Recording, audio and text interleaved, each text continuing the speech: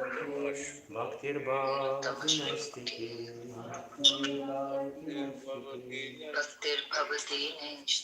Yam Pravrajanta Manupeta Mapeta Kritya Dvaipayana Virahakatara Juhava Putreti Tanmayatayo Taravo Vinedus Tam Sarva Bhuta Hridayam Munimanatosmi. So, dear devotees, today we will try to explain the essential message of the ninth canto of Shrimad Bhagavatam. And ninth canto of Shrimad Bhagavatam is perhaps the most difficult one because there are so many different stories in this canto, and how to make sense of all these stories and how to formulate the essential message of all these stories, which are apparently disconnected with each other, besides the storyline, which is obvious. Shukadev Goswami explains the two dynasties, the dynasty of sun and moon, and great kings of these dynasties. But besides this, what is the essential message? What Shrimad Bhagavatam wants to tell us, and how understanding of this message will bring us ultimately closer to the Supreme Personality of Godhead, whose life and pastimes is explained or described in the 10th canto of Shrimad Bhagavatam. So, without too much saying at this point, I will read two verses from the 9th canto of Shrimad Bhagavatam. One verse is from kind of closer to the beginning, from the 9th chapter, and another verse is from the very end of this chapter. And we'll try to explain how these two verses more or less describe the purpose or the essential message of this canto.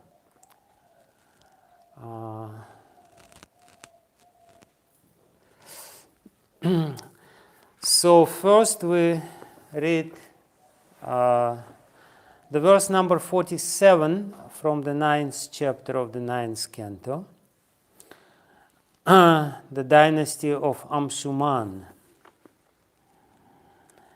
Athesha maya rachiteshu sangam guneshu gandharva puropameshu rudham prakrityatmani vishvakartur bhavena hitva tamaham prapadye. Atha, therefore, Ishamaya, by the external potency of the Supreme Personality of Godhead, Rachiteshu, in things manufactured, Sangam, attachment, Guneshu, in the modes of material nature, Gandharva Pura Upameshu, which are compared to the illusion of Gandharva Pura, a town or house seen in the forest or in a hill. Ruddham, very powerful, Prakritya by material nature, Atmani into the super soul, Vishvakartu of the creator of the whole universe, Bhavena by devotional service, Hitva giving up, Tam unto him the Lord, Aham I Prapadye surrender. Translation. Therefore I should now give up my attachment for things created by the external energy of the Supreme Personality of Godhead. I should engage in thought of the Lord and should thus surrender unto Him. This material creation, having been created by the external energy of the Lord, is like an imaginary town visualized on a hill or in a forest. Every conditioned soul has a natural attraction and attachment for material things, but one must simply give up this attachment and surrender unto the Supreme Personality of Godhead. Purport by His Divine Grace A.C. Bhaktivedanta Swami Srila Prabhupada Ki Jai. When passing through a mountainous region in an airplane, One may sometimes see a city in the sky with towers and palaces, or one may see similar things in a big forest. This is called a Gandharvapura, a phantasmagoria. This entire world resembles such a phantasmagoria, and every materially situated person has attached for it. But Katwanga Maharaja, because of his advanced Krishna consciousness, was not interested in such things. Even though a devotee may engage in apparently materialistic activities, he knows his position very well. Nirbandha Krishna sambandhe yuktam vairagyam uchyate. If one engages in material things in relation with the loving service of the Lord, one is situated in yukta vairagya, proper renunciation. In this material world, nothing should be accepted for one's sense gratification. Everything should be accepted for the service of the Lord. This is the mentality of the spiritual world. Maharaja Katwanga advises that one give up material attachment and surrender unto the Supreme Personality of Godhead. Thus, one achieves success in life. This is pure Bhakti Yoga, which involves Vairagya Vidya, renunciation and knowledge. Vairagya Vidya Nija Bhakti Yoga, Shikshartam Ekah, Purushah Puranaha, Shri Krishna Chaitanya Sharira Dhari Kripam Budhir Yastamaham Prapadye. Let me surrender unto the Supreme Personality of Godhead, who has appeared now as Lord Shri Chaitanya Mahaprabhu.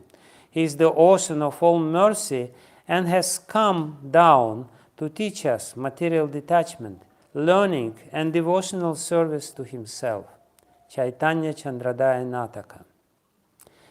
Sri Krishna Chaitanya Mahaprabhu inaugurated this movement of Vairagya Vidya, by which one detaches himself from material existence and engages in loving devotional service.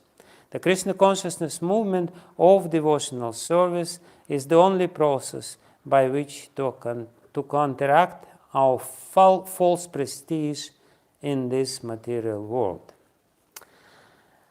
So that's the first verse, and the verse at the very end of this canto from the 25th chapter, entitled Krishna, the Supreme Personality of Godhead, verse number 62 sounds Yasmin Satkarna Piyushe Yashastirthavare Sakrit Shrotanjali Rupashritya Dhunute Karma Vasanam. Very important verse from this 9th canto of Srimad-Bhagavatam. Simply by receiving the glories of the Lord through purified transcendental ears, Satkarna Piyushe, the devotees of the Lord are immediately freed, sakrit, from strong material desires, karma vasanam, dunute karma vasanam. They are totally purified. And engagement in fruitive activities. Purport by His Divine Grace, A.C. Bhaktivedanta Swami Prabhupada.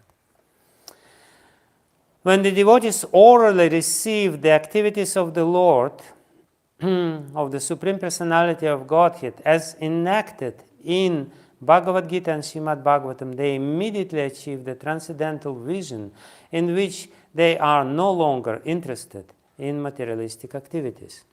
Thus, they achieve freedom from the material world. For sense gratification, practically everyone is engaged in materialistic activities which prolong the process of Janma, Mrityu, Jara, Vyadhi, birth, death, old age, and disease. But the devotee, simply by hearing the message of Bhagavad Gita and further relishing the narrations of Shrimad Bhagavatam, becomes so pure that he no longer takes interest in materialistic activities. At the moment, devotees in Western countries are being attracted to Krishna by Krishna consciousness and becoming uninterested in materialistic activities, and therefore people are trying to oppose this movement. But they cannot possibly check this movement or stop the activities of the devotees in Europe and America by their artificial impositions.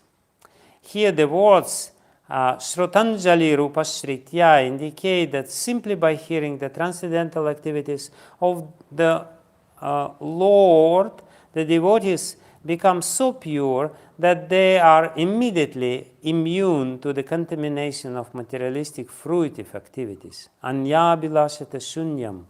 Materialistic activities are unnecessary for the soul, and therefore the devotees are freed from such activities. The devotees are situated in liberation, Brahma Bhuyaya Kalpate, and therefore they cannot be called back to their material homes and materialistic activities. Srila Prabhupada ki jai. Okay. Namo Vishnu Padaya Krishna Prestaya Bhutale Srimate Bhaktivedanta Swami Niti Namine Namaste Saraswati Devi Gauravani Pracharine Nirvishesha Shunyavadi Paschatya Deshatarine Vanchakalpatarubhescha Kripa Sindhubhye Vacha Patitanam Pavanebhyo Vaishnavebhyo Namo Namaha Jai Shri Krishna Chaitanya Prabhu Nityananda Shri Advaita Gadadhara Srivasadi Gaura Bhakta Vrinda Hare Krishna Krishna Krishna Hare Hare Hare Rama Rama Rama Hare Hare Ajanulambita Bhujokana Kavadatu Sankirtanai Kapitaro Kamalaya Takshi Vishwambaro Dvijavaro Yugadharma Palo Vande Jagat Priya Karo Karunavataro Yantah Pravishya Mama Vachim Imam Prasuptam Sanjeevayata Kila Shakti Darak Swadhamna Anyamscha Hasta Charana Shravanat Vakadim Pranan Namo Bhagavate Purushaya Tubhyam Svasyasta Vishwasya Kalah Prasidatam Deyantu Bhutani Shivam Mithodiyam Manascha Badram Vajatata Dokshaje Aveshyatam No Matir Apyahaitu Ki.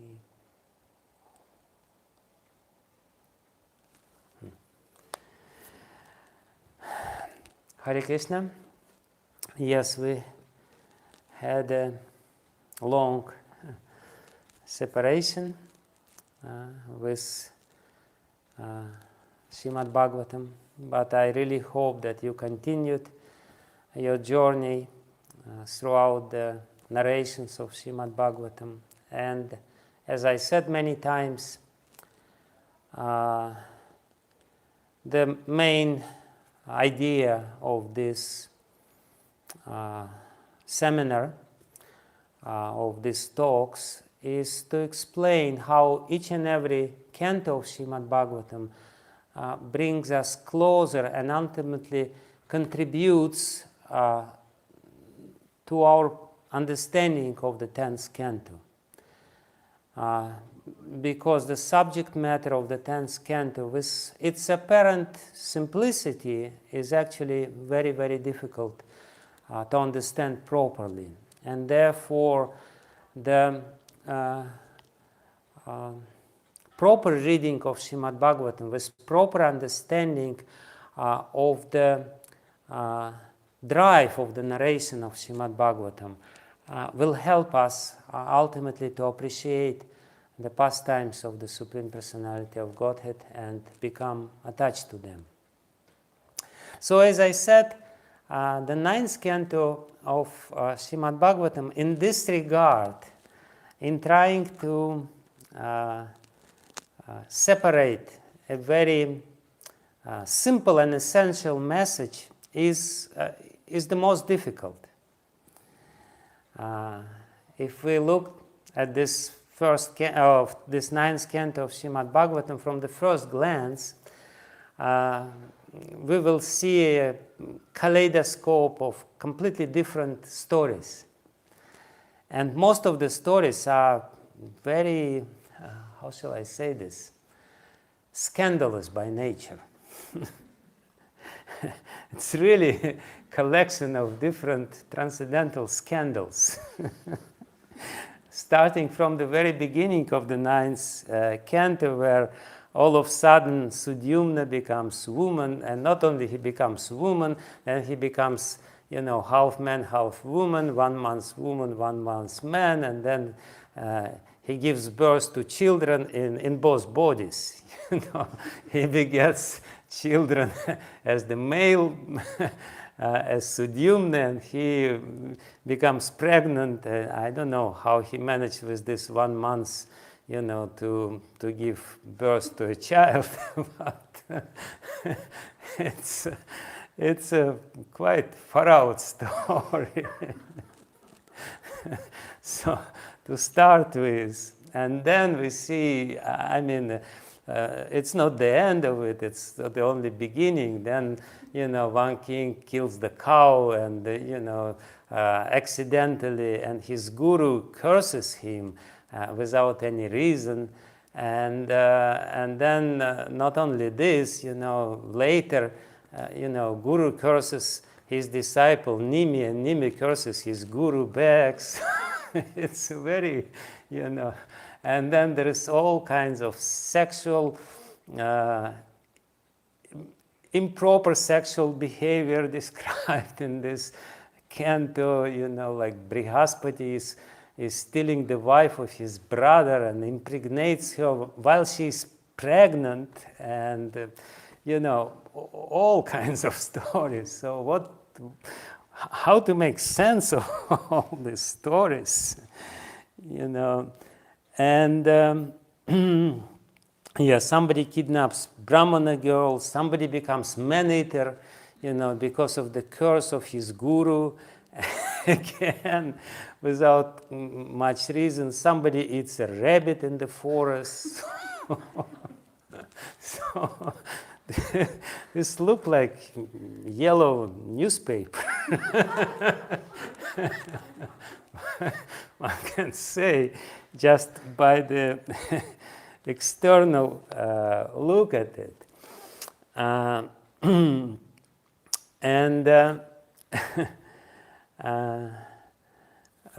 When I first read it, the impression which I have sounds very much like ISKCON, so many different things is going on. And I was right, actually. My conclusion was correct. Actually, 9th canto of Srimad-Bhagavatam has a very deep and important and merciful message to all of us. And I think we will be benefited if we try to carefully read this canto. I remember when I was pondering over the meaning or essential meaning of this canto, I asked one Bhakti Vedanta, Bhakti Vaibhava teacher, one very quite prominent preacher in ISKCON, and asked him, what is the essential message? Can you tell me? He said, he smiled, and he said, there is no essential message. But I was not, somehow or other, I was not satisfied with such conclusion. And I thought that we should try, nevertheless, despite of this apparent chaos of different small stories, try to find the purport or import of all these stories which would make sense of all of them. Besides, of course, as I already said, besides the storyline, which is very clear in this canto of Shrimad Bhagavatam, Shukadev Goswami describes the Sun Dynasty and the history of different kings of Sun Dynasty in the first 13 chapters. And the last 11 chapters, he describes the Moon Dynasty, the Soma Vamsha. So let's begin to disentangle or unravel all these mysteries of this beautiful canto, really beautiful canto. So for that, to really clearly understand what is the place of this canto in our life, not in Shrimad Bhagavatam only, but what is this place of these stories in our life, let's go back to our description of the progression of Shrimad Bhagavatam and remember what we have told so far.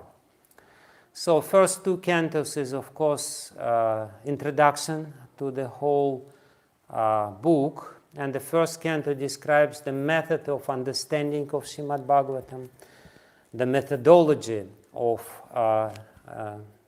hearing and receiving Shrimad Bhagavatam properly from the proper speaker, and therefore describes the qualifications of the hearers and the speakers of Shrimad Bhagavatam. Second canto describes the history of Shrimad Bhagavatam, how Shrimad Bhagavatam was appeared in this world, and how it was transmitted from the Supreme Lord himself to Lord Brahma, from Brahma to Narada, and so on and so forth. And also the sadhana of hearing Shrimad Bhagavatam is again explained there as the highest possible spiritual practice, as the highest possible spiritual discipline. So this first first two cantos are more or less introduction, which is supposed to bring us into proper mood of hearing Shrimad Bhagavatam, understanding the importance of this process and this book. So then, starting with the third canto, we start with Sarga, with the creation of this world. And while describing the creation of this world, very important message is being transmitted to us, that this material creation is created by the Lord for the salvation of the conditioned souls. That it's not just accidental. It's not just, a result of being bang, something made bang and, the big explosion, and here we are, result of this big explosion. No, there is a very careful design within this world, and this world is designed for enjoyment of the souls and for sufferings of the souls, to teach us very important lesson. And the most important lesson which is there is to actually make us apathetic to the enjoyment of this world, make us free, or help us to free from the greed. The message of the third canto of Srimad Bhagavatam, or the story, the central story of the third canto of Srimad Bhagavatam, fighting between Hiranyaksha and Lord Varahadev, is about this. Hiranyaksha is this primordial greed personified, greed for material enjoyment, and every living entity comes to this material world with this greed and wants to enjoy up to the possible limits, and therefore suffers in this material world, and so on and so forth. So the attempts, the futility of the attempts of the conditioned soul to enjoy in this material world is being beautifully described in this third canto of Shrimad Bhagavatam. By the means of this Sankhya philosophy, and how this world is created, and how scientists are trying to facilitate our enjoyment, but ultimately it's not possible. So that's the message of the third canto. Then the fourth canto of Shrimad Bhagavatam, as we explained, is this clash between the so-called pious Vedic enjoyments and renunciation of the world. These two tendencies are there. Personality, or by the figure of Varahadev, who is the Vedic sacrifice personified. So, then they try to live happy in this world by following Vedas, but this is not possible at all again, and Shrimad Bhagavatam, 4th canto of Shrimad Bhagavatam, is giving us this message. Please read this canto and understand that all your attempts to become happy through the Vedic subtle sciences are also condemned and futile. They are not going to give you desired happiness. So that's the 4th canto. 5th canto, as I explained, was about the borders, how we should be situated properly according to our position in this world and perform our duties, but at the same time internally develop bhakti or develop attachment or devotion to the Supreme Lord. That's the place of this sthanam. 5th canto is sthanam. Atra sarga visargascha sthanam poshanam utaya. Then poshanam, 6th canto. 6th canto is the nourishment or the mercy of the Lord, how the living entities are nourished and how actually everyone is dependent on the mercy of the Lord. The pure devotees and not so pure devotees. So 6th canto is about mixed devotion as opposed to the pure devotion and the glory of pure devotion, how the only pure devotees get the full mercy and full nourishment, whereas those who are trying to combine devotion with their attempts to enjoy this material world ultimately baffled. So that's the message of the 6th canto. Poshanam, mixed devotees are demigods and they are fighting with Vritrasura, who is a demon, but at the same time he is a pure devotee and he gets the real mercy of the Lord, whereas demigods remain here and still continue struggling for existence. So then 7th canto is very simple because there is only 2 big parts, the Prahlad Charita, the story of Prahlad and his demonic father. So that's Uti. What is this very strong impetus within ourselves which makes us to be devoted to the Lord or to be opposed to the Lord? Why these 2 natures are there? And the message of the 7th canto is, of course, by associating with devotees, we become devotees. And by associating with non-devotees, we become demoniac. We develop our demoniac nature. And therefore, Varnashrama is also there as the very strong mechanism to bring us closer to the association of devotees. That's actually the essence of Varnashrama. Varnashrama, the value of Varnashrama is not about following the rules and regulations. Also, it is also important too. But the value of Varnashrama is to bring us closer to the society of devotees and ultimately make us surrender to the spiritual master. So that's 7th canto. 8th canto, which we described last time, is the science of surrender, and different kinds of surrender is there. Pure surrender and materially motivated surrender is described in the 8th canto. So that's the journey so far, and it's very logical. We can see that this whole world is created for the benefit of the conditioned souls, and Srimad-Bhagavatam is describing the gradual progression of the conditioned soul.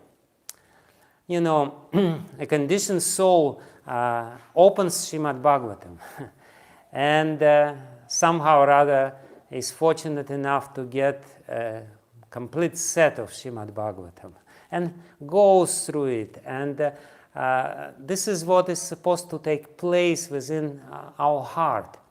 One after another, very gross desires, gross anarthas, will be deactivated by the mercy of Shukadeva Goswami. Shukadeva Goswami is bringing us closer and closer to the Supreme Lord. So up to the point of surrender, and 8th canto is actually the point when the conditioned soul is ready to surrender. And therefore Shukadeva Goswami explains, this is how you should surrender. You should surrender like Bali Maharaj. You should not surrender like other heroes of the 8th canto of Shrimad Bhagavatam. The pure surrender, not like demigods in the Manthana, in the churning of the milk ocean, not like Aditi, and all this conditioned surrender is actually not recommended. But the pure surrender of Bali Maharaj is the message of the 8th canto. So if we remember this design, so what is the message, essential message of the 9th canto? Obviously, what we do after surrender? After surrender, we start devotional service. Surrender or Sharanagati is the beginning point, starting point of devotional service. So one very simple answer to the question which we asked in the beginning, what is the essential message? The essential message is Bhajanakriya. Surrender basically means that we developed faith in the Supreme Personality of Godhead. The Shraddha is Sharanapati Lakshana, as Bhaktivinoda Thakur says. So after this, we should start devotional service, and definitely there is ample of proof that this is essential or feature of this 9th canto of Shrimad Bhagavatam, especially because 3 verses from the 4th chapter of the 9th canto is very much, very often quoted by Srila Prabhupada and all the acharyas as the example of regulated devotional service. These are famous verses describing the devotion of Maharaja Ambarish. Savai manah Krishna padara vindayor vachamsi vaikuntha gunanu varnane karo harer mandira marjanadishu shrutim chakarachyuta sat kathoda ye mukunda lingalaya darshane drisho britya gatra darshenga sangamam grahanam tatpada saroja sorabhe shrimat tulasya rasanam tadarpite pado harer kshetra padanusarpane shiro hrishikesha padabhi vandane kaman chadasye natukama kamyaya yatotama shloka janashrayarati. So these 3 verses, they explain how to develop rati, or real attachment to the Supreme Personality of Godhead, Uttama Shloka, by engaging all the senses, starting with Savai Manah Krishna Padara Vindayor Vachamsi Vaikuntha Gunanu Varnane, how he engaged his mind by thinking about lotus feet of the Lord, and how he engaged his tongue or his speech by describing the Lord of Vaikuntha and his qualities, Vaikuntha Gunanu Varnane.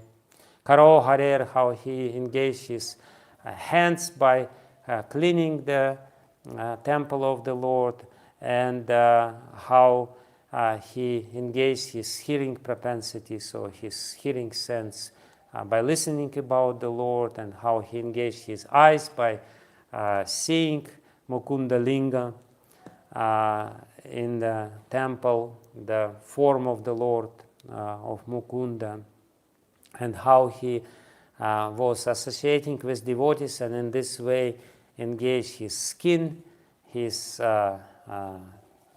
sense of touch in the service of the Lord, and his sense of smell by smelling the tulasi, and the smell which is coming from the lotus feet of the Lord, and how he engaged his legs and his head by bowing down to the Lord. And he was doing it not because he wanted to enjoy his senses, but because he wanted to achieve the attachment to the Lord. Very, very important point. Why are we doing all these activities? Because ultimately we want to achieve this state when our heart is attached to the Lord and not to anything else. And therefore we engage all our senses in a very positive way, not to renounce, but to engage it in a very positive way. So that's the first preliminary answer what is the message of this canto. But it's actually, there is more to it. So yes, it's Bhajanakriya with all the glories of Bhajanakriya and with all the problems which we all experience. Actually, again, looking at glance to this canto, we will be able to recognize the difficulties which we ourselves experience. It sounds very simple. Just engage your nose in smelling tulsi leaves and engage your eyes in looking at the Lord. Yes, I engage my eyes and my nose for 2 minutes a day in smelling and seeing the Lord, and then and the rest, I'm still looking in this world, and still the same lust is there. So therefore, one can say that this canto is explaining the internal battle while we are engaged in the service of the Lord, while we are trying to engage our senses in the service of the Lord, but at the same time we feel that there is a pulling, that we are being torn and we're being torn apart, and there is a very strong pulling which forces us to again go back to the materialistic activities and materialistic sense gratification. So that's again the first answer what the ninth canto is all about. And we know that according to this Krama theory, and the ninth canto is Ishanukatha. And that's very clearly confirmed by the ninth canto itself by Maharaja Parikshit. In the very beginning of the ninth canto, he asked Shukadev Goswami, "Dear Shukadev Goswami, you explained to me Manvantara in a very beautiful way, but now Tesham Vamsham Prithah Brahman, O Brahman, please explain to me different Vamsha. Vamsha Anucharitani Cha, Kirtayasva Mahabhaha, Nityam Shushru Shatam Hinah." Yeah, I'm very much eager to hear this Vamsha Anucharita, or Ishanukatha, as it is said in the second canto of Shrimad-Bhagavatam. Atra sarga visargascha sthanam poshanam utaya manvantar Ishanukatha. Science of God, as Prabhupada translates this phrase, Ishanukatha. So this is Vamshanucharita, describing the character of different Vamshas. Why? Because Ishanukatha is not only about Isha, it's about the devotees of the Lord. So again, very important point. The ninth canto is describing Ishanukatha by describing the stories of different devotees of the Lord. And while describing the stories of different devotees of the Lord, Srila Prabhupada explains in the purport, he makes the point which I already made in the beginning. It should always be remembered that the material creation is created for the salvation of the conditioned souls. The merciful Lord, out of his causeless mercy, descends to various planets of the material world and acts for the salvation of the conditioned souls. That makes the history and narrations worth reading. Shrimad Bhagavatam offers such transcendental topics of the Lord in relationship with great devotees. Therefore, the topics of devotees and the Lord are to be given respectful reception.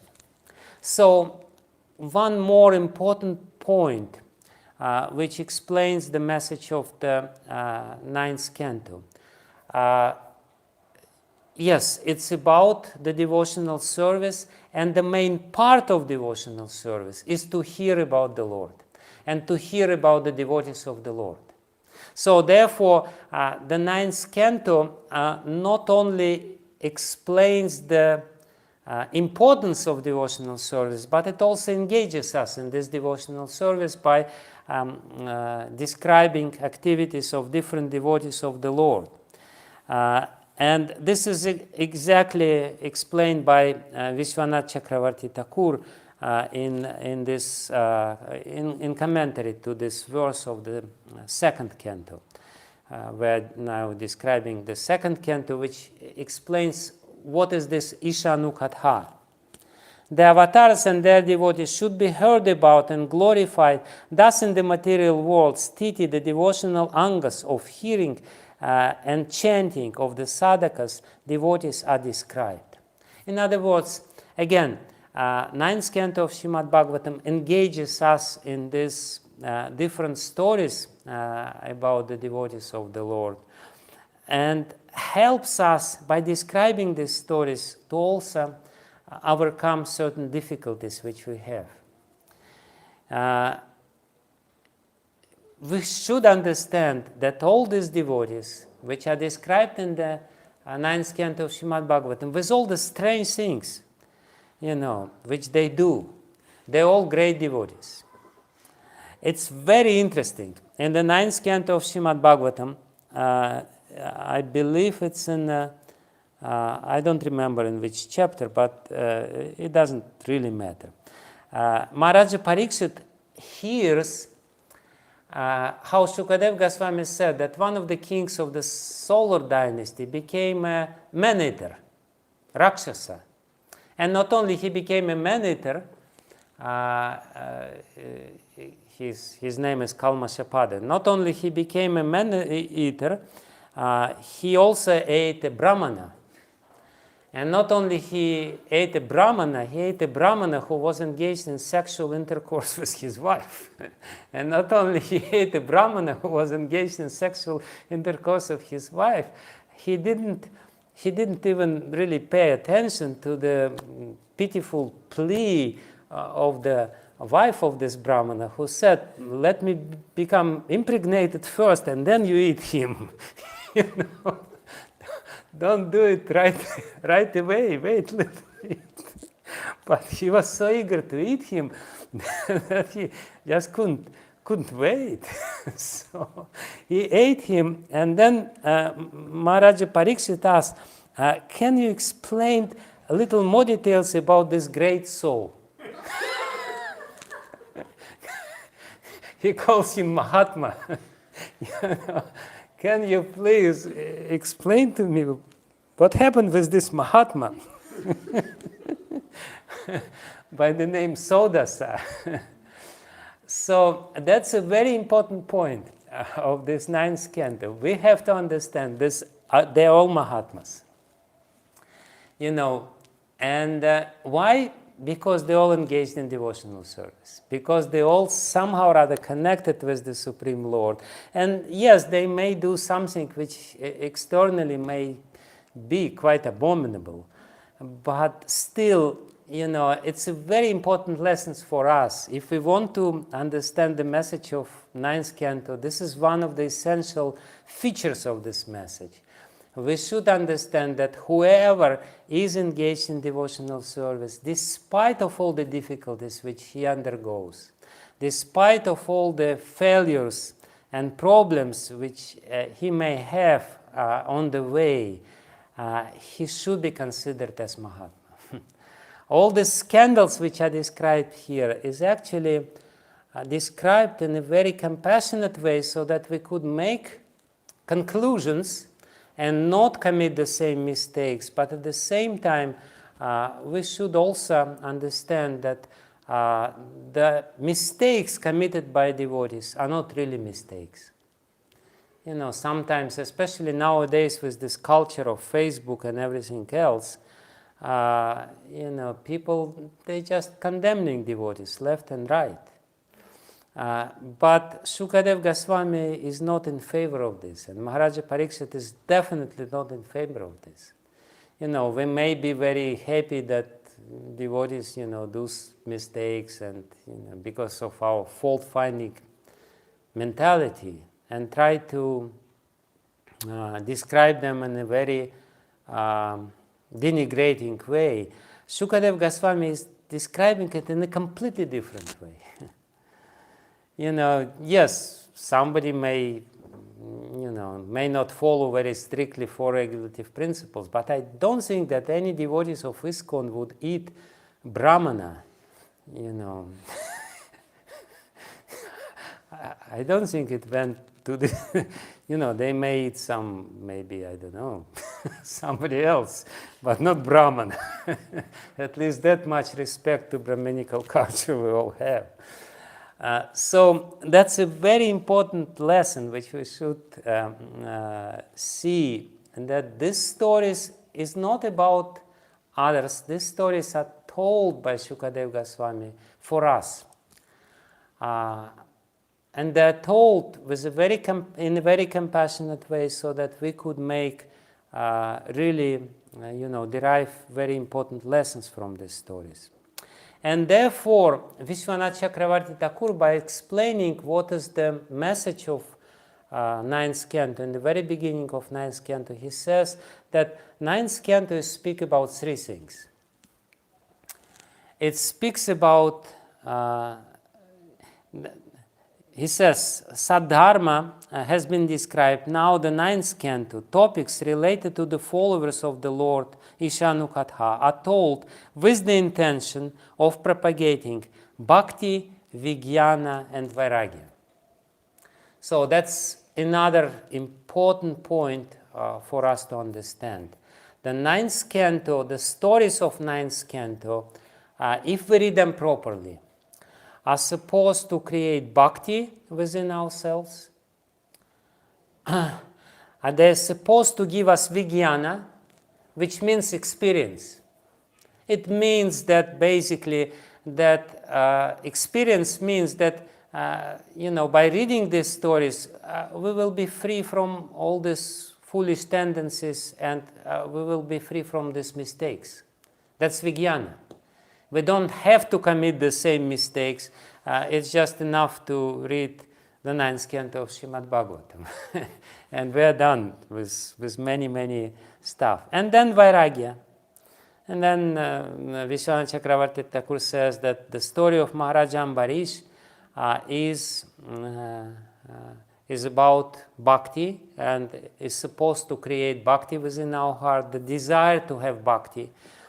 And then the story of King Yayati and his desperate attempts to enjoy in this material world is supposed to create or impregnate our heart with vairagya, with the detachment of the Lord. So, and the rest of the stories, he gives the example of these two stories, but the rest of the stories, many of the stories, is about vijnana, is about this experience. So you read these stories carefully, and then you make a conclusion, whether I want to do the same or I don't want. So that's another level in our consideration, what is the main message of the ninth canto. It's not it. It's not yet it. So we first said that this is, generally describing the process of devotional service, regulated devotional service, Bhajanakriya, for those people who already surrendered but still have some problems and attachments. And who doesn't?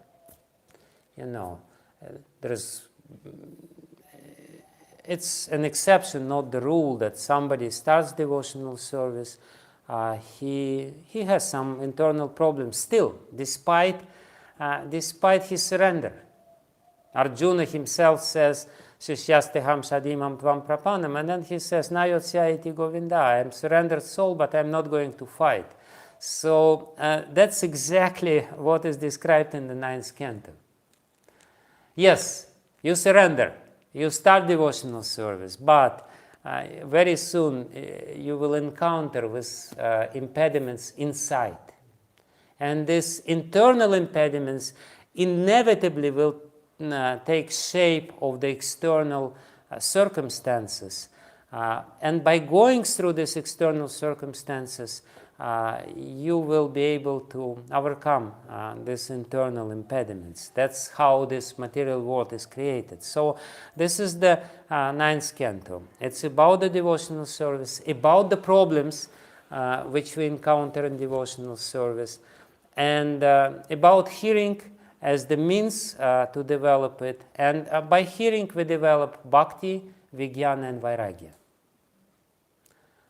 Going automatically through this, very fast track. We don't have to do everything ourselves. We don't need to eat brahmana to understand that nothing good will happen after doing this. So, okay, but then I think there is something more to say about the essential message of the 9th canto. If we carefully look in these stories one after another,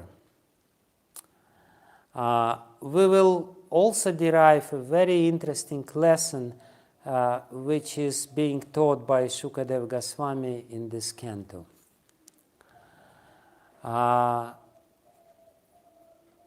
Let's go a little bit, story after story. Of course, I will not be able to describe the details of the story. So, first chapter is Sudyumna becomes a woman, and Pururava is born from this Ila. Sudyumna becomes Ila, and then Ila becomes Sudyumna, and then Sudyumna becomes Ila, and at one point Buddha becomes attracted by Ila, and in this way Pururava is born, the forefather of the Moon Dynasty. And then Prisharda, King Prisharda from the Sun Dynasty, kills a cow, and Vasishta curses him without any reason, his spiritual master. And then he, despite this curse of his spiritual master, he starts engaging in devotional service, and somehow or other, he was supposed to become a Chandala in the next life, because Shudra in the next life, because of the curse of Vasishta. And Vasishta is a powerful saint, and whatever he says must come true.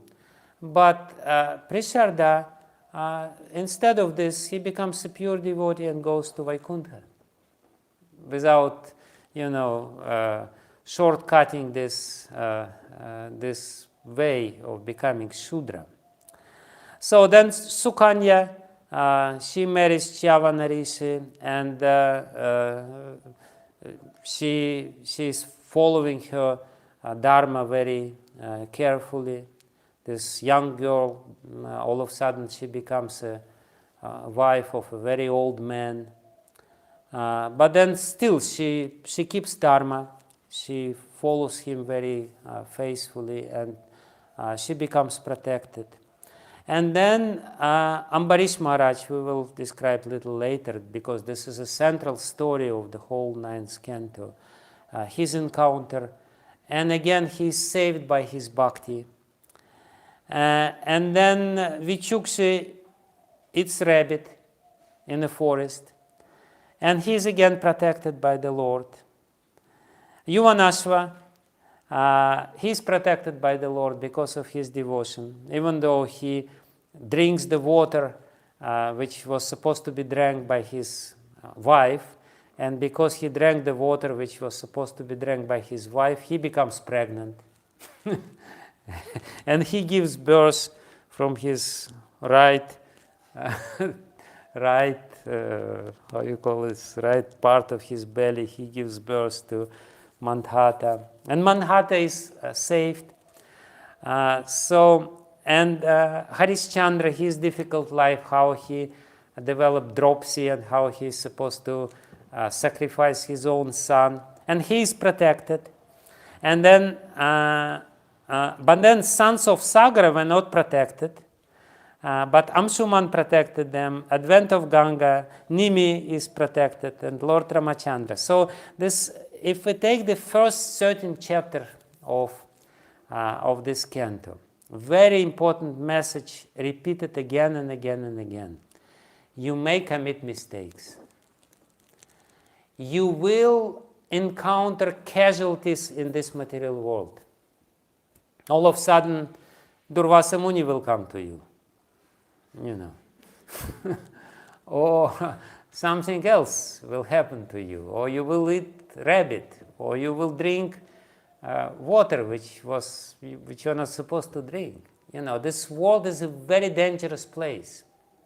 Very important message is being sent to us. Even if you are a pure devotee. Ambarish Maharaj was a pure devotee. Still, he was a pure devotee, totally innocent. Still, he encountered this very difficult situation with Durvasa Muni. So, another very important message about the devotional service.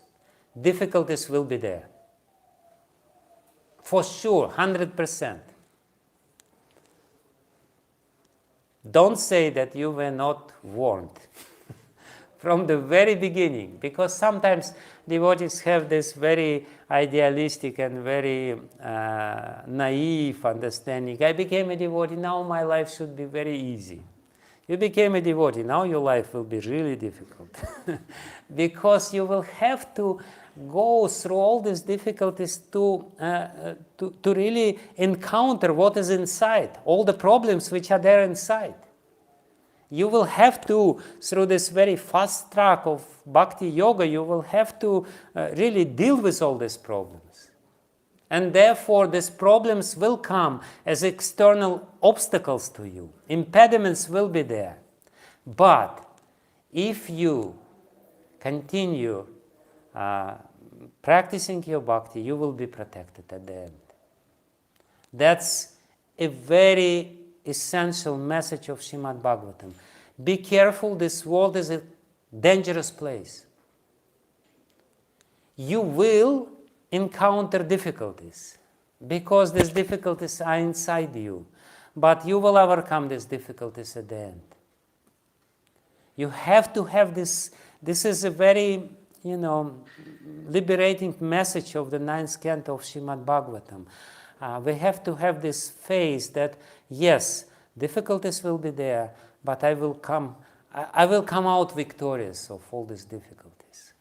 Like Maharaja Ambarish came out victorious, even though it was so difficult, it was unbelievably difficult. And without apparent reason, Durvasa Muni became angry at him. So that's a very important thing. And what it means, please listen very carefully, because that's a real, very important, essential message of the 9th canto of Shrimad Bhagavatam. What it means to remain a devotee in the difficulties. Because, we all, sooner or later, we will face some very important difficulties which are needed to us, which are specifically designed to free us from certain internal problems. So the difficult lesson of this 9th canto of Shrimad Bhagavatam, we should remain undisturbed and dependent on the Lord. Sometimes it's difficult. Sometimes, and it not only happened with neophyte devotees, it happened with very advanced devotees. They develop some doubts about the Lord. When the crisis comes to our life, inevitably some doubts will come. Why, Lord, allowed it to happen to me? What did I do? I only served Him. I chanted all the rounds, I preached His glory, I did this, I did that. Why did it happen to me? Why did it happen to me? So, the very important lesson of this 4th chapter of the 9th canto of Srimad-Bhagavatam, story of Ambarish Maharaj, is that despite of all the difficulties, we have to continue to be dependent on the Lord. So what will happen if we continue with complete faith, being dependent on the Lord? The Lord becomes dependent on us. That's extremely important message or teachings of the Srimad-Bhagavatam, of the 9th canto of Srimad-Bhagavatam, this series of verses from the verse number 63 from the 4th chapter of this canto, when the Lord Narayan speaks to Durvasa Muni, and he says, Aham bhakta paradhino hyasvatantra ivadvija sadubir grasta hridayo bhakta janapriyaha. Please listen, because we're coming now to the core of this message. Krishna says, Sri Bhagavanu Vacha, Aham bhakta paradhino, I'm dependent on my bhakta. I'm not dependent, I am obedient to my bhakta, paradhina. I will do whatever he tells me to do. He asvatantra iva, as if I'm not svatantra. I'm dependent on him. And when Durvasa Muni says, okay, but you also like brahmanas, I am a brahmana. Are you not merciful to me? He says, no, I'm not merciful to you because I don't have heart. He says, how come you don't have heart? He said, because my heart is the property of my devotees. My devotees, sadubir grasta hridayo, they took my heart. I'm not, I cannot decide anymore what I'm supposed to do because they possess my heart. And I'm not only dependent on them, but I'm only dependent on those, I'm not only dependent on the devotees who dependent on me.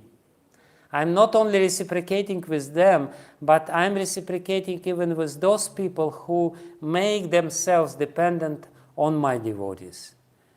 Bhakta janapriyaha. In other words, if we remain chaste and faithful in the difficulties,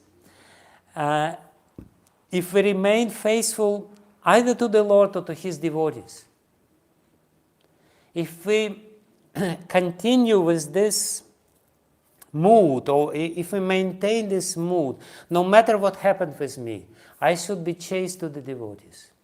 I should continue depending on them and on their mercy. Then the Lord, as He says, Aham bhakta paradino hyasvatantra vadvija. I will protect them. I will give them protection. So, and then He says, Sadavo hridayam mahyam sadunam hridayam tvaham matanyat tena janati naham tebyo managapi. So my heart is with the devotees, and devotees' heart is in me. And they don't know anything besides me, and I don't know anyone besides them. So that's the glorious reciprocation. In other words, there will be difficulties. So when there is a difficulty, don't try to depend on yourself.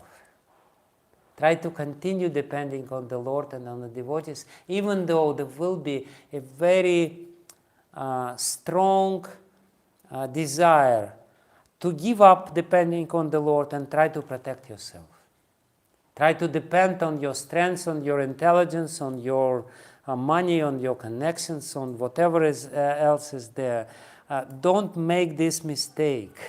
If you tolerate the difficulty by continuing complete dependence on the Lord, saying, my dear Lord, crying, my dear Lord, please, please, please, please protect me. He will protect you. So, and and the next story in the 6th chapter of this canto is a very good illustration of what happens with somebody who is not dependent on the Lord, but is very powerful. Which story it is from the 9th canto? It's a story of Sobari Muni. Sobari Muni was a very powerful yogi. He was not protected by the Lord. Why? Because he was not seeking the protection of the Lord, because he was not dependent on the Lord. He was not developing this mood of complete dependence on the Lord, because sometimes we feel that surrender is just one-time action. I surrendered. I already have my beads and my name, I am Dasa, Hare Krishna. No, surrender is the ongoing process. And what is regulated devotional service? Regulated devotional service is to deepen our surrender more and more and more, to deepen our dependence on the Lord more and more and more. And that's what is depicted in all these stories. And Sobari Muni, he was not dependent on the Lord. Therefore, when the sexual intercourse, he has seen the sexual intercourse between the fishes. I don't know what is so attractive in but he's such a yogi sitting there in the depths of Yamuna in the holy river, and still he became attracted because of asat sangha, because of this because the samskaras are there. So what happens during the devotional service, samskaras, when we practice devotional service, Savai Manah Krishna Padara Vindayor, according to Ambarish Maharaj, one after another, samskaras will surface. And they're powerful. And they will try to pull us in different directions. So what we're supposed to do? We're supposed to continue depending on the Lord with more and more and more sincerity. And therefore, all these stories are there. Vikukshi eats rabbit, and Lord protects him. Yuvanashva is protected by the Lord. Mandhata, little baby, was protected by the Lord. And Harishchandra is protected by the Lord, ultimately, despite of all the difficulties. And all these things, and Maharaja Nimi. So all these stories about the casualties and about the problems which we encounter, and about complete dependence during the stories on the Lord, and how ultimately the Lord saves. That's the first 13th chapter of this book, little more than half of the book. And then, starting from the 14th chapter, the story of Moon Dynasty starts. And the stories are somewhat different. So there's two big parts of this book. First about the moon, first about the Sun Dynasty, and the culmination of Sun Dynasty is Lord Ramachandra. And we know Lord Ramachandra, he is Maryada Purushottama, he is the manifestation of this discipline, the spirit of discipline, the devotional service according to the rules and regulations, and Dharma.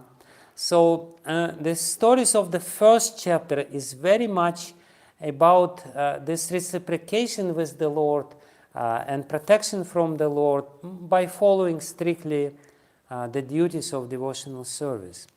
But then, starting from the 14th chapter, very interesting, different mood of the stories are there.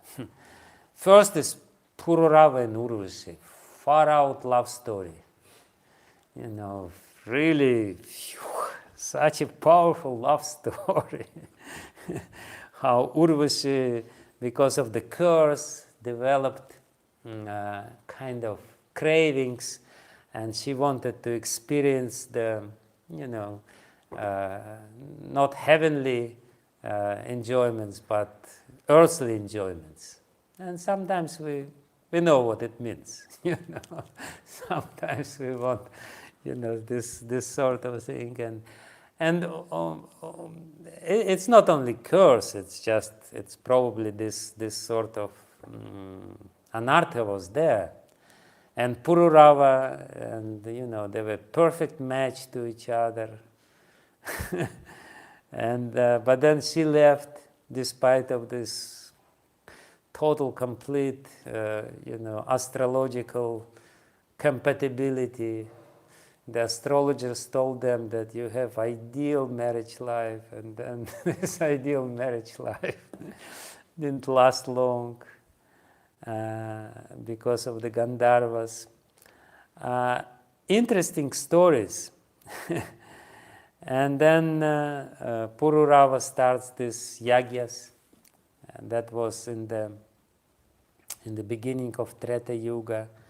And then Parashurama, far out story about Parashurama, how Parashurama kills Kartavirya Arjuna, and how his sons, Kartavirya Arjuna's sons, kills Parashurama's father, Jamadagni, and how before that Jamadagni orders Parashurama to kill his mother, to kill his wife or mother of Parashurama, and how Parashurama kills his mother and all his brothers, and then, and ask Jamadagni, can you survive, can you somehow resurrect them and make them alive again, and please make them not remember who killed them. So, kind of, again, this, these stories continue, but perhaps without this, in the first part, there is always this protection of the Lord. But in the second part, there's not much of this. There is really, and then Yayati and Devayani and Sharmishta, this story about King Yayati, how he fell in love with Sukracharya's daughter, and how Sukracharya's daughter, being cursed by Kacha, fell in love with him, and how again he was cursed by his own father-in-law. So what is the message of this second part? The message of the second part is extremely important. And then Dushmanta, Shakuntala, Rantidev. The message of the second part of this 9th canto is basically, this is one of the essential features of this 9th canto, is not to underestimate the power of lust. Because sometimes we as neophyte devotees, we may feel that I'm completely free from lust. Once there was a story, a brahmachari came to Srila Prabhupada and said, Prabhupada, I'm completely free from lust. And Prabhupada says, maybe we should call a doctor. So basically that's the message of this 9th canto. Don't think that you're free from lust. If Yayati Maharaj was not free from lust, if Pururava or Urvashi were not free from lust, if they were all not free from lust, if Brihaspati was not free, Guru of demigods was not free from lust, who you think you are to be free from lust? And a very essential, very interesting idea is there. When Yayati Maharaj asked his sons, his 5 sons, to exchange his old age with their youth, according to the blessings of his father-in-law, Shukracharya. So the first one is Yadu Maharaj. And what Yadu Maharaj says, no, I'm not going to give you my youth. And he says, why? Because I have material desires. And if I give you my youth, and you give me your old age, and I will experience these material desires in my old age, how I will be able to do devotional service? Please listen very, very carefully. And Yadu Maharaj is so, his decision in this difficult situation is glorified.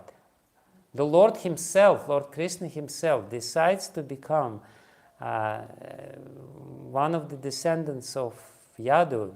He takes birth in Yadu Dynasty because Yadu Maharaj came to this very proper conclusion. This life is meant for devotional service, and I have to utilize the energy of this life for devotional service, and I have to go through, and I have to really overcome all these desires to be concentrated on devotional service. So the second part of the 9th canto has an important message to all of us, that the main difficulty in the devotional service is sex. It may take some time before the lust, or before this powerful force within ourselves will become completely calm and completely controlled. We should not underestimate the power of this karma, of this lust within ourselves. And we should definitely engage all our propensities in devotional service. Ultimately, this lust will be conquered by the power of devotional service. But we should not be, neglectful or overconfident that we will be able to do it very quickly. Our dependence on the Lord, which I was talking about in the example of the story of Maharaja Ambarish and Durvasa Muni, is entirely is about this. We should be dependent on the Lord to overcome this powerful force within ourselves, which is called lust or karma. And so then, in the last part of this 9th canto, Srila Shukadev Goswami starts explaining the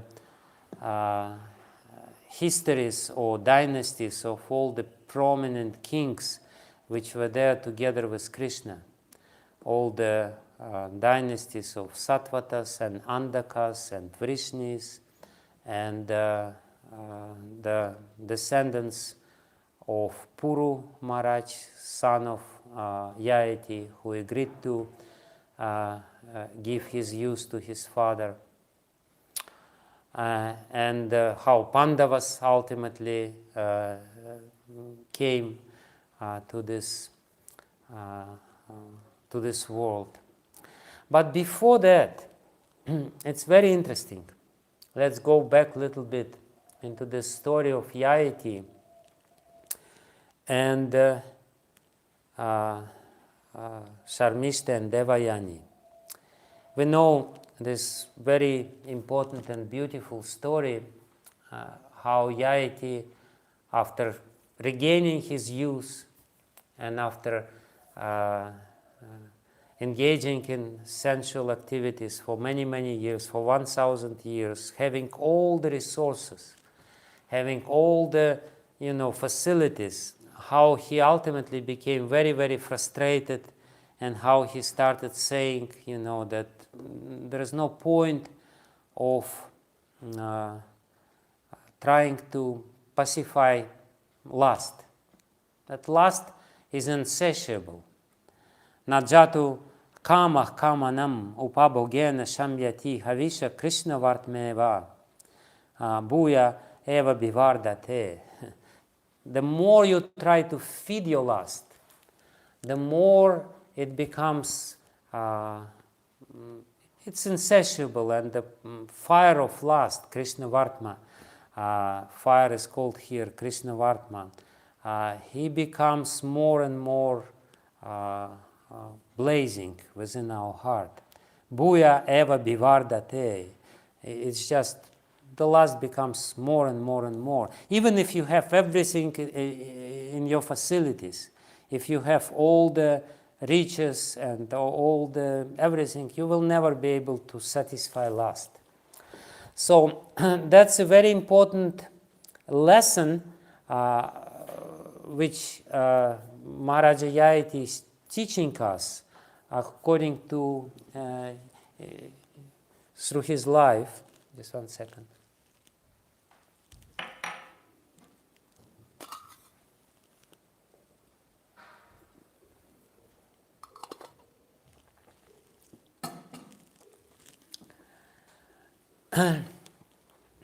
And then the wrong conclusion which we can make by reading this story is that, okay, fine, I understood, now I have to enjoy.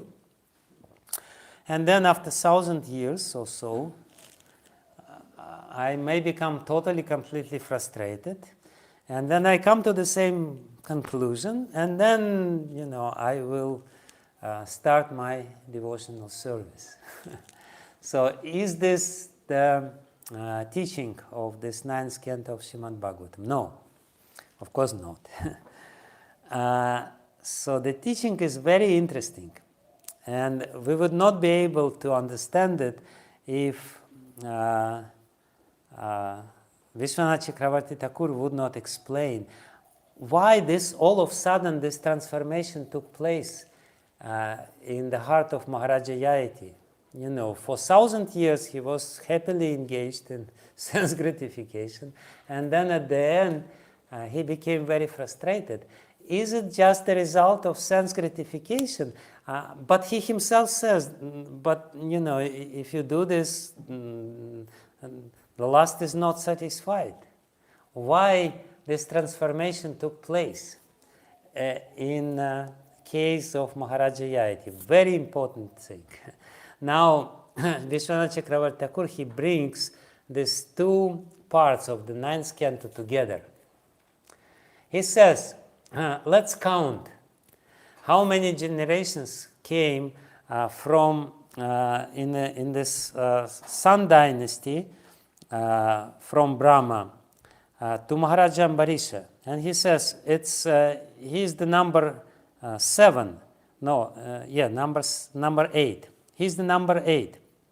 Brahma, Marichi, Kashyapa, Vivaswan, Shradadev, Nabhaga, Nagava, Nabhaga, and Ambarish, number 8. And he said, let's count how many generations came from Yayati from this moon dynasty. Again, Brahma, Atri, Chandra, Buddha, Pururava, Ayu, Manusha Yayati. Yayati is number 8. And Vishwanath Chakravarti Thakur says that Ambarish Maharaj and Yayati, they were contemporary. They were ruling the world at the same time, and he explains that at that time, the ruler of the world, of the 7 islands, was Maharaja Ambarish, because it's clearly said there. And the ruler of Bharatavarsha, within these 7 islands, was the king of Moon Dynasty, Soma Vamsha, Yayati. And Ambarish was his chief, was the emperor. And Yayati was his king. And Vishwanath Chakravarti Thakur says, because of the influence of Maharaja Ambarish upon Yayati Maharaj, he became frustrated with this with this attempt to become happy in sensual enjoyment. And because of his influence of Maharaja Yayati upon Devayani, his wife, she became also frustrated, and she ultimately achieved liberation.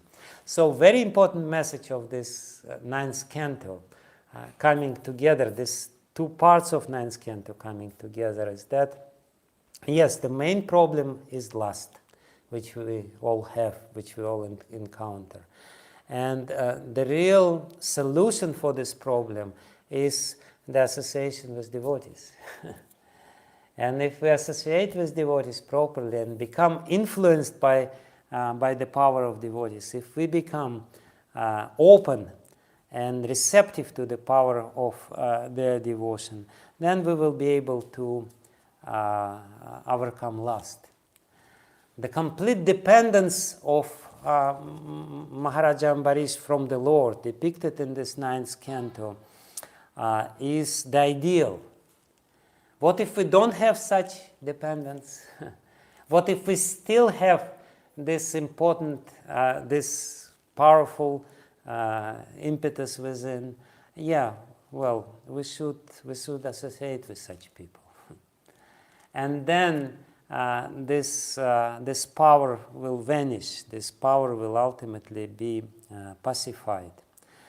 And then we will be able to come to the point where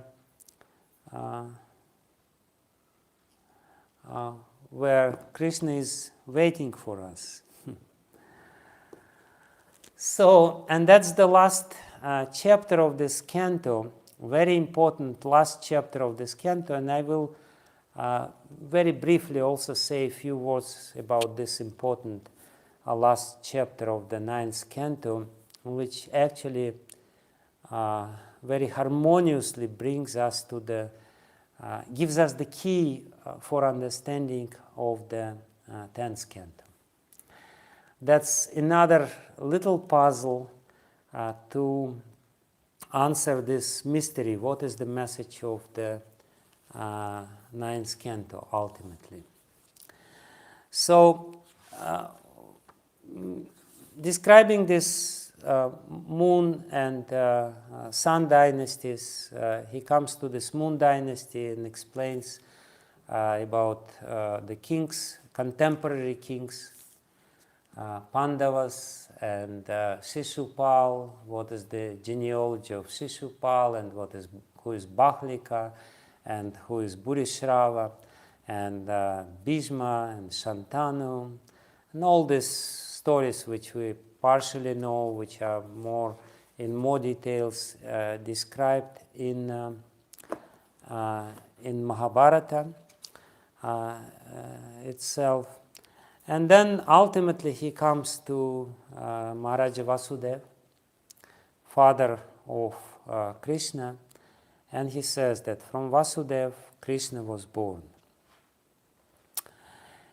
And then at the very end, and we together in the beginning of this last lecture, we read the verse from the end of this 24th chapter of the 9th canto.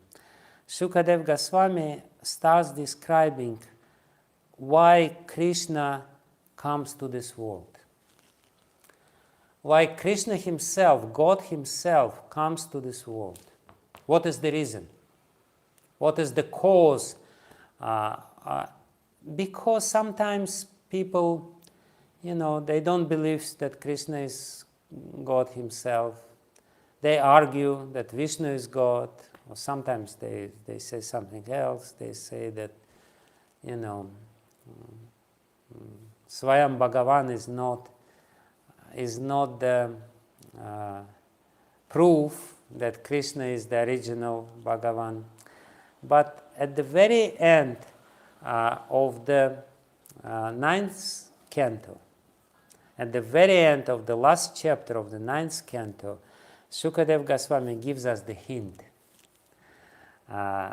which will help us to understand 10th canto properly. Because what is 10th canto? 10th canto is the description of the spiritual world. It's not the description of Krishna's avatar. Although superficially it may sound like, but ultimately it's the description of eternal Leela, of Nitya Leela of Krishna. Not even killing of the demons is the most important feature, but his Nitya Leela, his ordinary Leela, how he is related with Nanda Maharaj and Yashoda and with his friends and with his girlfriends. This is all. This is the very unique message of the 10th canto of Shrimad Bhagavatam. And we can only really understand this message of the 10th canto of Shrimad Bhagavatam if we carefully read the very end of the 24th chapter. In the beginning of this end, of this very last section of the 4th chapter, of 24th chapter, after describing all the dynasties basically and saying that Krishna was born from Vasudeva and Devaki, Shukadev Goswami says, Yada yada hi dharmasya. Does it sound familiar to you? Yada yada hi dharmasya kshayo vridhischa papmanaha tadatu bhagavan isha atmanam srijate harihi. Whenever the principles of religion deteriorate and the principles of irreligion increase, yada yada hi dharmasya kshayaha vridhischa papmanaha, that the sinful tendencies become very prominent. The Supreme Lord, the controller, manifests his form. Tadatu Bhagavan Isha Atmanam Srijate Harihi. He says this, and he waits for our reaction. And when we say this, oh yes, okay, I understood everything. I understood why Krishna has come to this world. Okay, we will understand the message of the 10th canto in one way. Yes, the Lord comes, and sometimes he comes himself, sometimes he comes in this avatar, that avatar, and Krishna is one of his avatars. And he says, Yada yada hi dharmasya glanirbhavati bharata, kshayo vridhischa papmana, tadatut bhagavanisha, atmanam srijate harihi. So, but this is not what Shukadeva Goswami wants to say to us. It's just ordinary understanding. And for people who want to maintain this ordinary understanding that the Lord comes to side with the pious people, paritranaya sadhunam vinashaya chadushkritam, and to kill the miscreants, this verse is there in Bhagavad Gita and in Shrimad Bhagavatam. Then he says next, in the next verse, he gives another reason. He actually contradicts himself. He says, Nahyasya janmano hetu karmano vamahipate atmamayam vineshaya parasya drashturatmanaha. He says, Mahipate, O king,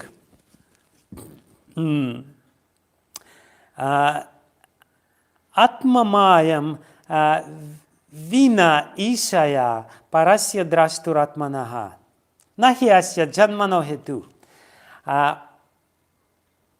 Krishna's janma, Krishna's birth in this world has no other reason.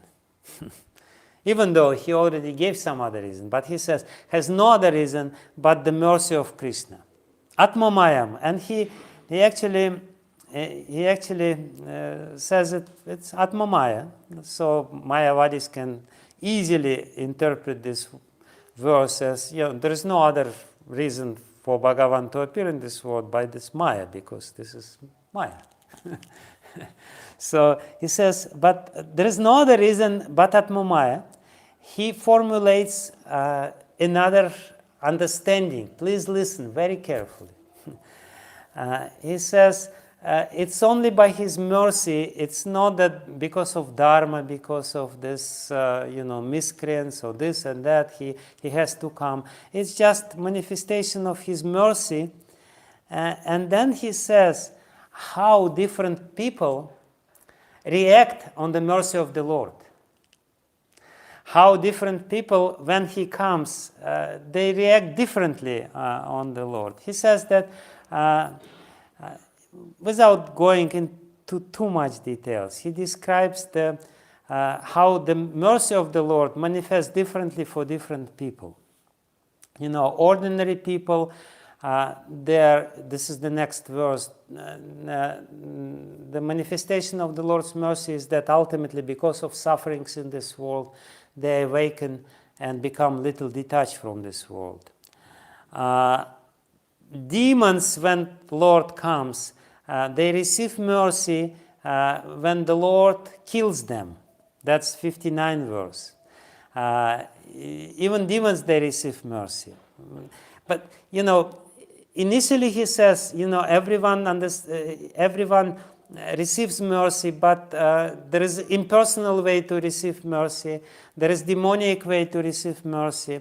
Then he says, the Supreme Lord, with the cooperation of Balaram, performed activities beyond the comprehension of even such great personalities as Lord Brahma and Lord Shiva.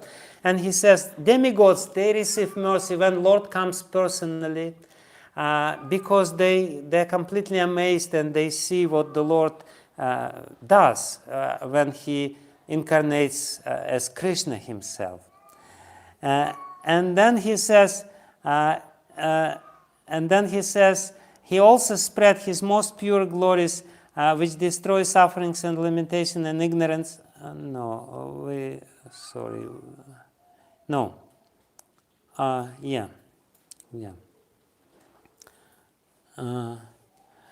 He also spreads his most pure glories, which destroy sufferings, limitation, and ignorance, to give mercy to the devotees who would be born in the future Kali Yuga. So the Lord comes because of his mercy. He wants to give his mercy to everyone. And therefore he comes himself. He knows there is no hope for us, the future people of Kali Yuga. Therefore he comes as Krishna and performs his most beautiful pastimes. He knows there is no hope for demons, therefore he kills them and gives them liberation. He knows there is no hope for Lord Brahma and Lord Shiva, therefore he comes and amazes them and makes them to think about himself.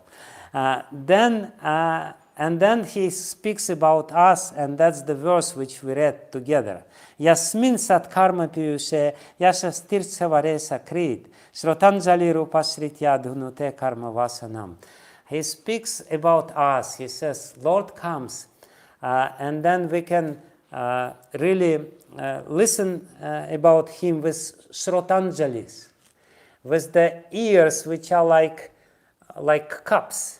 Anjali means when you take your palms in a cup.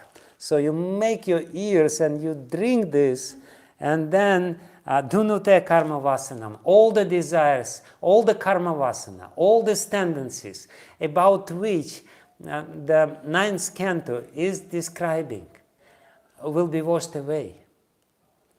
All these strong desires, all this karma vasana will be there, will be washed away if you drink properly about this. And then he speaks about Vrishnyandaka, Mandu, Surasena, how Lord Krishna gives mercy to them, reciprocating with them. And then this is the verse before the last verse of this chapter. He says, Yasyanam makarakundalacharu karnam brajat kapola subagam savilasa hasam nityo savam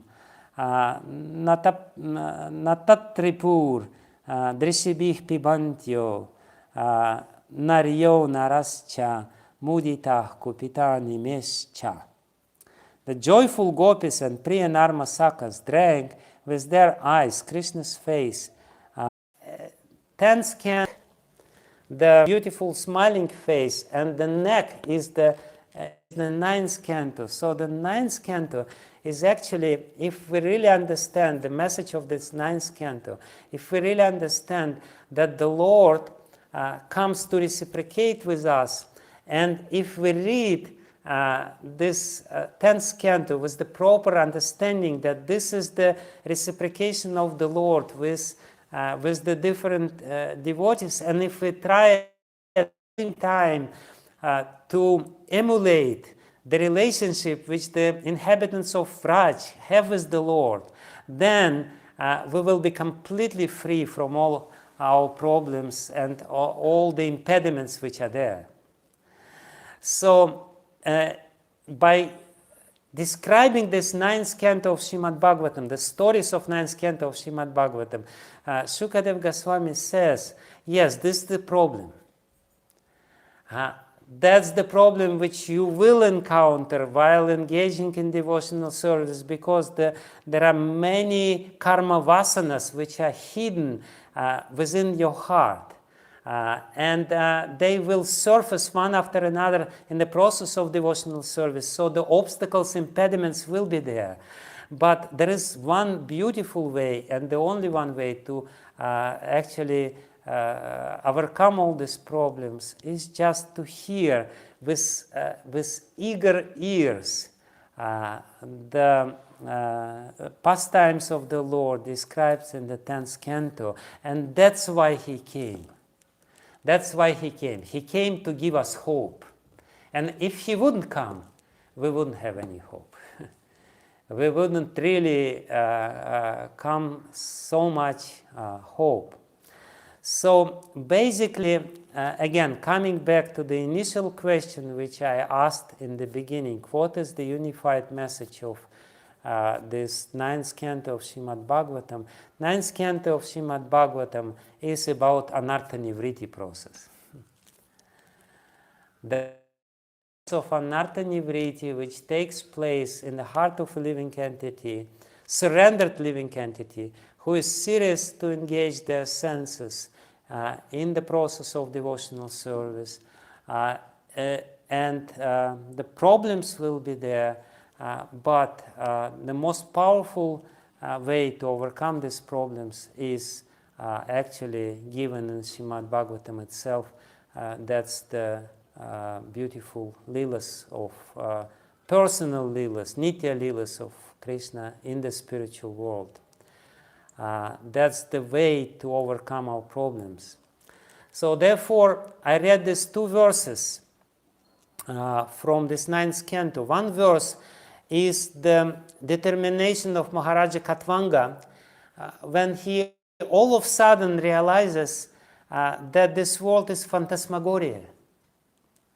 He looks at this world with all these, problems and demons and, all these Durvasa Munis and all these, man-eating tendencies and sex, and he says, this is just mirage. This is phantasmagoria. This is illusion.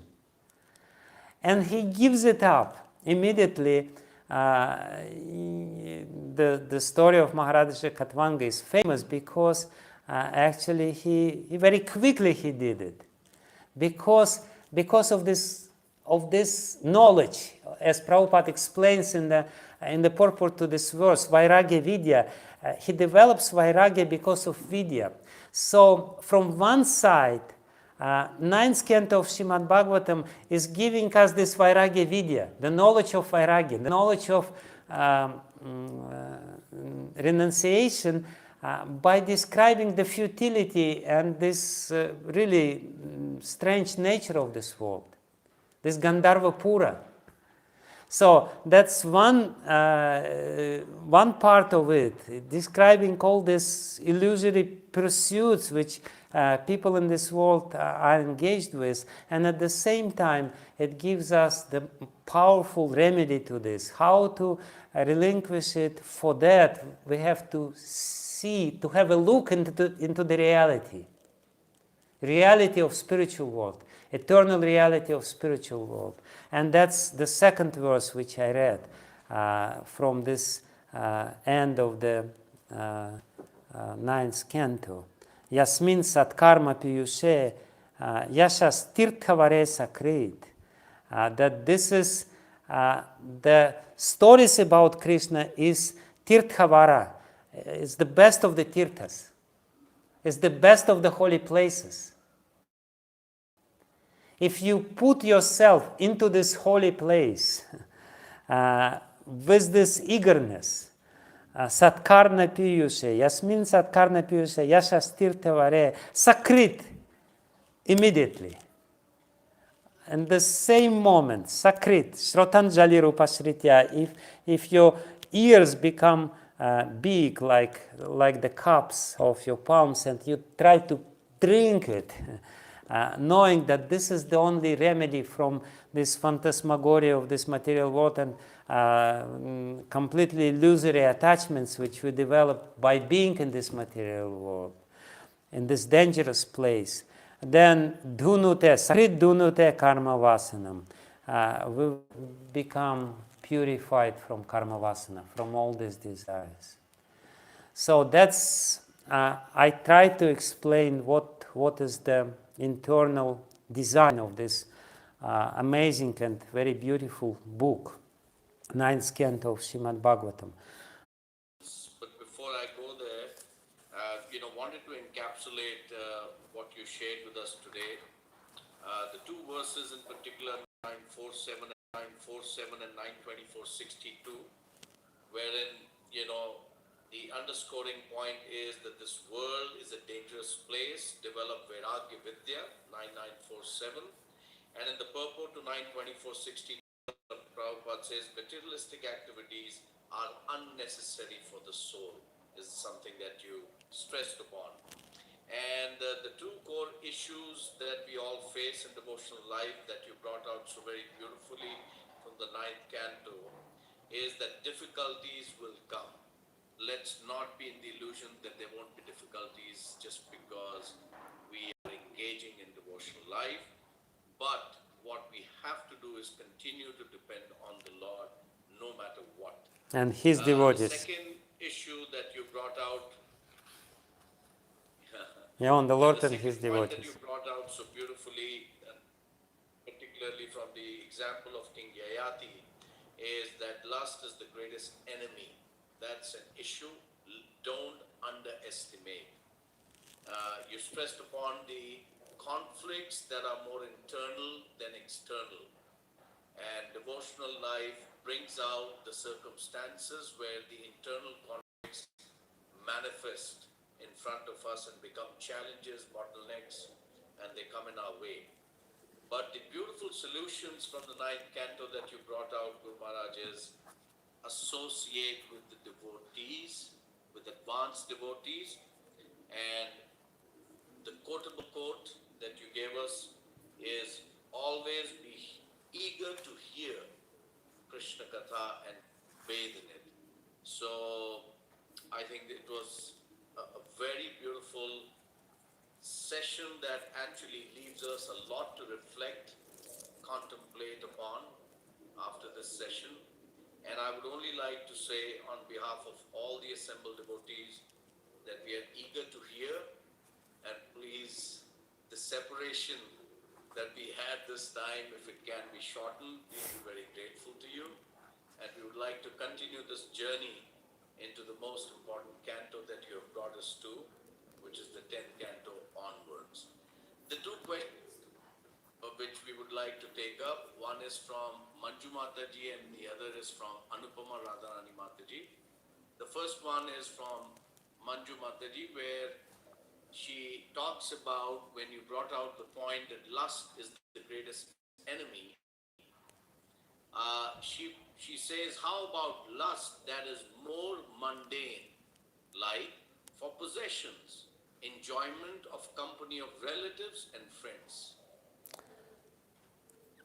Lust is lust. It's called kama. Kama means desire.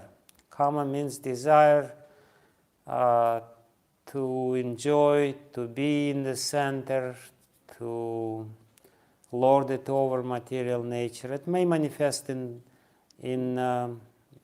very gross forms. It may manifest in more innocent forms. But ultimately, the lust should be replaced with the desire to serve. And that's not easy. It's easy to say. It's difficult to do. So again and again and again, we have to encounter or face these different forms of the lust takes. You know, Ravana, he had 10 heads. And, when you cut off one head, another head would pop up. And then you cut this other head, and this other head is already ready there. So it means that lust has many, many faces. And you get rid of one, appearance of lust, but then the lust takes another shape. In Mahabharata, there is a beautiful section which is called Kamagita, the song of Kamadev.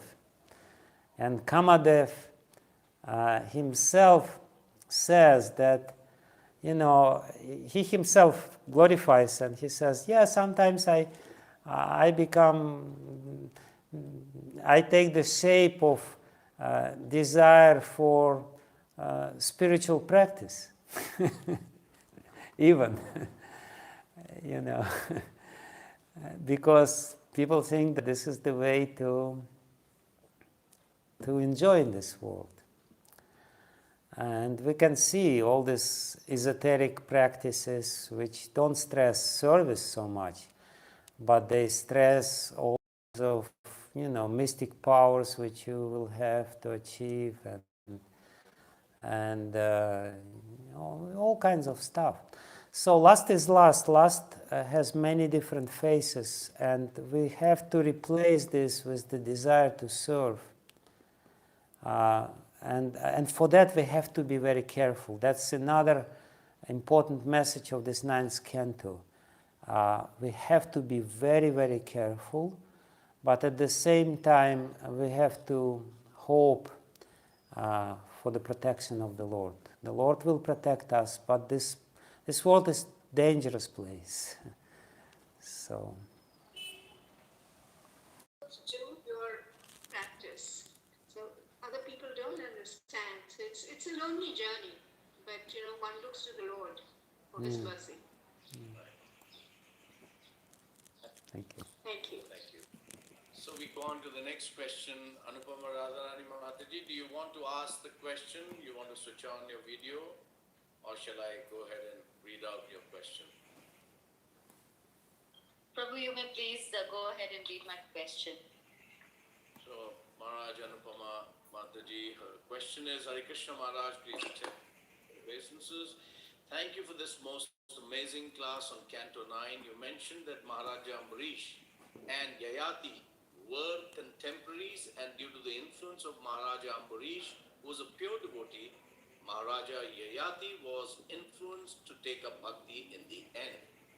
After thousands of years of material enjoyment and becoming frustrated by it, is there any reference in the scriptures about their meeting? The only reference which I encountered is this commentary by Vishwanath Chakravarti Thakur, where he makes this point. He's actually explaining why all of a sudden he developed this renunciation. Just 1 second.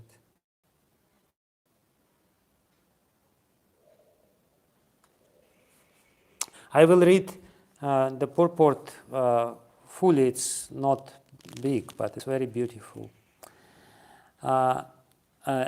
At the end, in the chapter 19, verse 29, Maharaja Yayati says, Namastubhyam, actually this is the verse which Sukadeva Goswami pronounced himself. Namastubhyam Bhagavate Vasudevaya Vedhase Sarva Bhuta Divasaya Santaya Brihate Namaha. I offer respects to you, the Supreme Lord Vasudeva, residing in all living entities. I offer respects to the great Lord who is peaceful. Namastubhyam Bhagavate Vasudevaya Vedase Sarva Bhuta Divasaya Santaya Brihate Namaha. It's the prayer of Sukadeva Goswami, or maybe Maharaja Yayati himself. It's not clear. So this is what Vishwanath Chakravarti Thakur writes in translation by Banu Maharaj. By what practice does one absorb the mind in Krishna? This is the question upon which this verse answers. One does this by offering respects, by meditating and chanting. When Ambarisha was the emperor of the 7 islands, it is understood that Yayati was the ruler of Bharatavarsha. Ambarisha is the 8th in the line of Brahma, Marichi, Kashyapa, Vaivasvan, Shraddhadevan, Naghava, Nabhaga, and Ambarisha. Yayati was the 8th in the line of Brahma, Atri, Chandra, Buddha, Pururava, Ayu, Manusha, and Yayati. Because of the influence of Ambarisha, Yayati, who was absorbed in material enjoyment, developed great devotion. Because of Yayati's association, Devayani also developed great devotion. When the dynasty from the sun and moon begins simultaneously, and when the emperors of the sun dynasty rule the 7 islands, the kings of the moon islands of the moon dynasty rule Bharatvarsha. When the members of the moon dynasty become emperors of 7 islands, then the members of the sun dynasty becomes the kings of Bharatavarsha. This is how the sovereignty of the dynasties of sun and moon operate. So they kind of exchange roles. That's what he says. But that's the only information which I have. But I find it very significant. Thank you so much. Thank you. Krishna. Thank you. Sakrita Prabhu has sent another question. If there is time, if Maharaj is okay with it, could you please read it? Correct. So there is a question, not follow through, it's a separate question, Maharaj, which talks about when Krishna liberates the demons by killing them, what does it mean? Does it mean they are situated in the Brahmajyoti? What is their attitude, consciousness? Attitude/stroke consciousness? When they fall back in the material world again, or do they regain their demoniac attitude, or are they in the mode of goodness? So Krishna liberates them by showing them his beauty, and by looking at him, they forget everything, and all their sinful propensities are washed, and they get the proper liberation, not necessarily Brahmajyoti. Brahmajyoti is not liberation as such because it's not permanent. Therefore, liberation, which other forms of the Lord give, that may give impersonal liberation. But when the all the associates of the Lord, see him in person, and he liberates them by being present in front of them. Well, of course, it may depend. As far as I could understand, it depends. But we have the statement of Bhishmadev, where he says that by seeing the beauty of Parthasarathi, the charioteer of Arjuna in the battlefield of Kurukshetra, all the kings, they went back to Godhead. And in Vishnu Purana, it is very interestingly said that when Lord Ramachandra killed Ravana, Ravana was not liberated.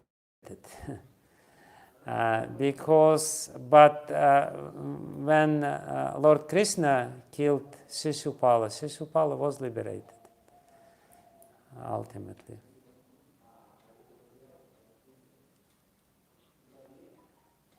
Okay, I guess that's it.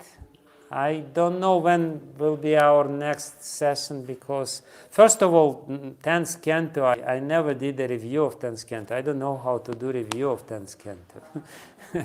10th canto is not something you should review. So I'm a little bewildered what to do next. But at least I did the 9 cantos. Let's see what's going to happen next. Okay, but we certainly need to continue the process of hearing and learning from you. So we will connect with you. I'll connect with you as to how we go about our future sessions. For sure, the messages that we are getting from the devotees is that they certainly wish to continue. So we don't want to